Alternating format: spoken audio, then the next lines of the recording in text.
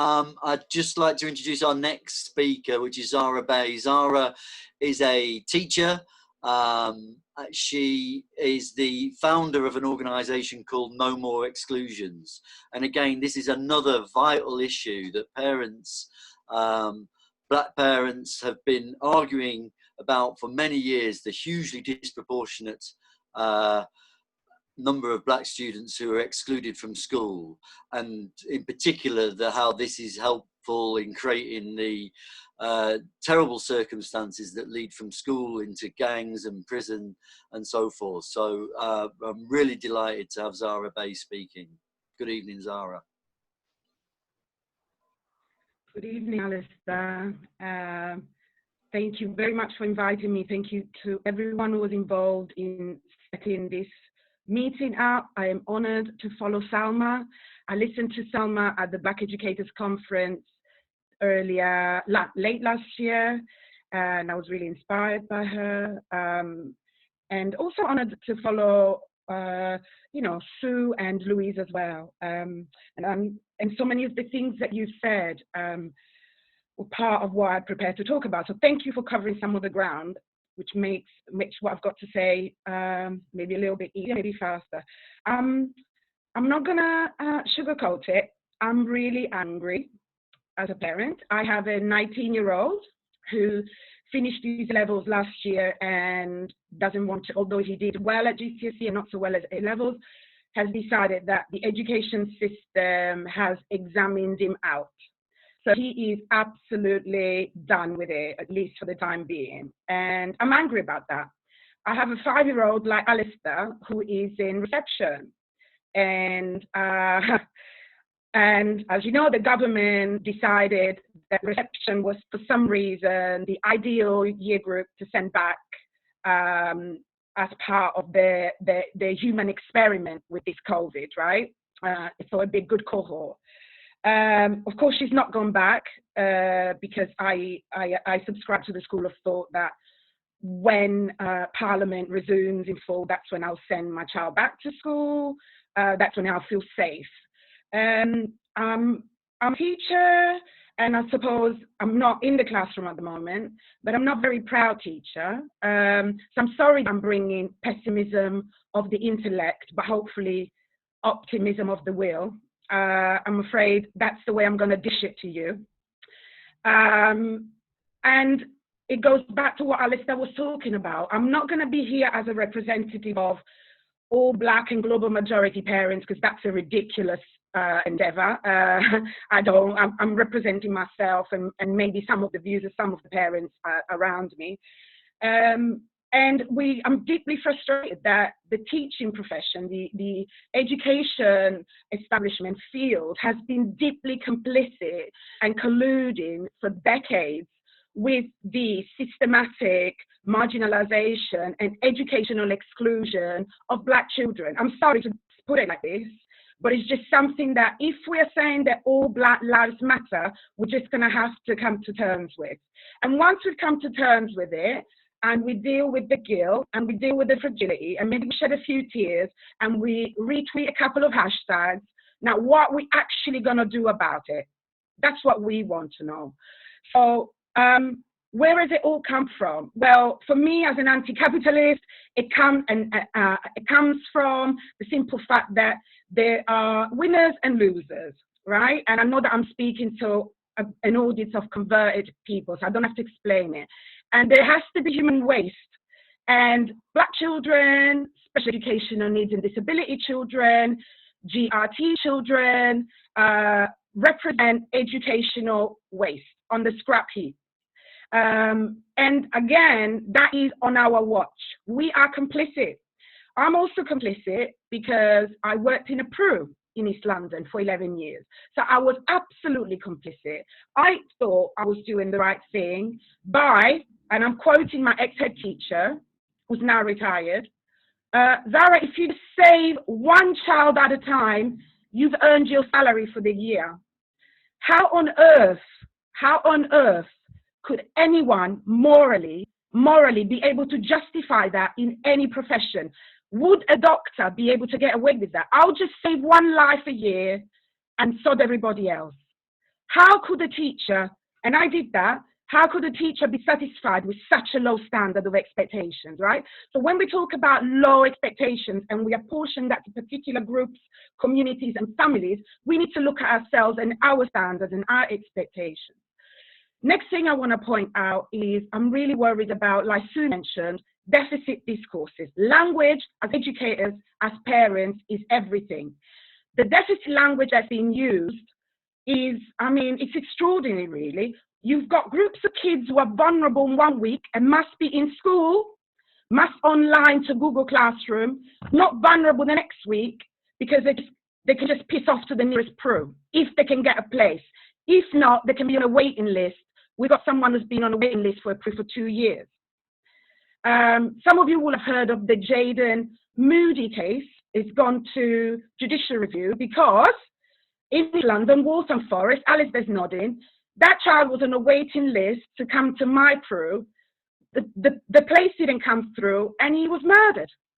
So what are we saying in terms of our safeguarding? What are we saying in terms of the vulnerability that we are complicit?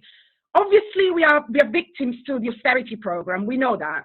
Schools are, yeah? And only not that teachers, no teacher or school tries to harm children, but we have to look at the realities of the system that we uphold, the policies that we uphold.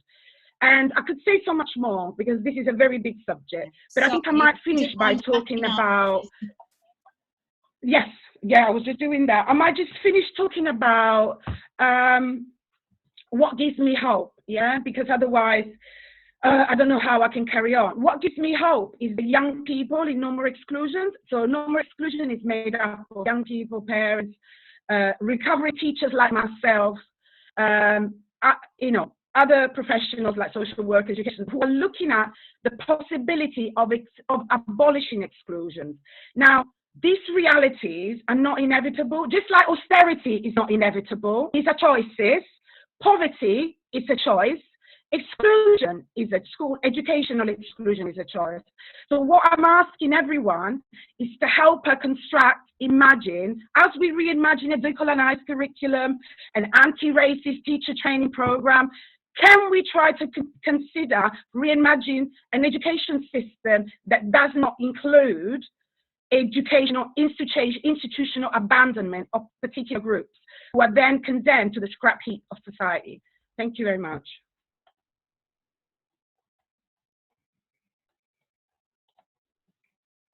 Thank you, Zahra. Brilliant contribution, as always. You mentioned Jaden Moody. He's a 14-year-old boy who was murdered on the streets in Leighton, just where I used to teach. He was living on a sofa of a relative because he wasn't at home and he just there wasn't a place for him to go. It's an institutional murder in my view. They just completely leave a young boy, even when he was clearly vulnerable and everybody had let them go. So this is a deep-rooted problem, and it's something that we really need to have at the heart of our focus. Okay, so our next speaker is Madeleine Holt from an organisation called Rescue Our Schools.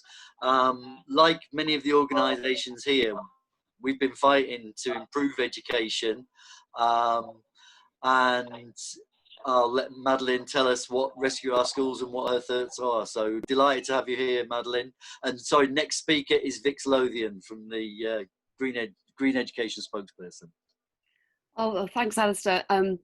So we're just all about trying to make the system fairer, more creative, more accountable to communities. And I think what Zahra said was spot on, because I think there's massive political opportunities here in linking the mistreatment of BAME students over the years with trying to change the system. And I think we should also not forget the fact that white working class kids do very badly under our exam factory system. And we know from SATs all the way through to GCSEs and A-levels, the kids that fail, the forgotten third, which we really do, I think, need to start talking about a lot more, particularly with this government, they are disproportionately from BAME and white British groups. And so I suppose, I mean, all this talk of catch up, I share everybody's misgivings about that phrase, because it just turns education into kind of race, which we all know is the way the current government see it, and actually I have to say, I think previous governments as well. And so, I mean, what really bothers me, because I've got children in year 6, year 10 and year 12, so I've got the triple whammy, and my older boys are meant to be doing GCSEs and A-levels next year, and I don't know how it's going to happen. I really don't. And of course, the fact the government has not said a thing about it is, I think, causing a huge amount of anxiety to some students and parents. And I suppose my feeling is that I think even if there is only an element of exams next year and there's some element of teacher assessment, I just don't think those exams can be fair. And I think it's because some students will not be able to catch up, and that's not necessarily because they can't shove enough exams into their brains in the space of time that we've got, but I think the well-being implications of what's happened in the last few months are so massive. I know students who are so nervous and worried that they're not going to be able to get to university. They've just kind of lost the will, and I think that what that means is, I just think it calls into question the unfairness of those exams, but also I hope it does build into a much broader debate about how meaningless they are. We all this talk about how they, I've heard head teachers even saying, oh, they're the passport to success in life. I hope as the economy nosedives, we do have a proper debate about how, for years now, employers have been saying we need more than just being able to regurgitate facts. So hopefully we can turn the situation around, which I sort of think is the sort of art of life. And we can say we need to totally rethink what kind of capabilities all kids have and how to bring them out in a much fairer curriculum and a much fairer assessment system. And I think there's massive political opportunities here as well. And what does finally give me cause for optimism is heads are starting to speak out. And what I've noticed, being an ex-journalist, I do read a lot of the newspapers, and I was very interested to see that right early on when lockdown hit, we were starting to see the Sunday Times, the Times, the Telegraph, all carrying pieces from private school heads and columnists saying we've got to binge GCSEs. And that does give me huge cause for hope. And I gather there's a group of private schools now, including Eton, who are wanting to put together a manifesto to get rid of GCSEs. And the reason that I'm happy about that, not necessarily that I'm a fan of private schools, is that guarantees column inches in newspapers other than The Guardian. And I dearly hope that state school heads will feel that they too can come together and support the independent sector. And I know that groups like Head Teachers Roundtable, who are influential, are talking about the need for a fairer assessment system, less punitive, and a different system of qualifications. So that is my one hope. And I think if we're strategic about it, and we get parents on board as voters saying we want something different, I think we really can bring about change. It might take a couple of years, but I'm more optimistic now than I have ever been.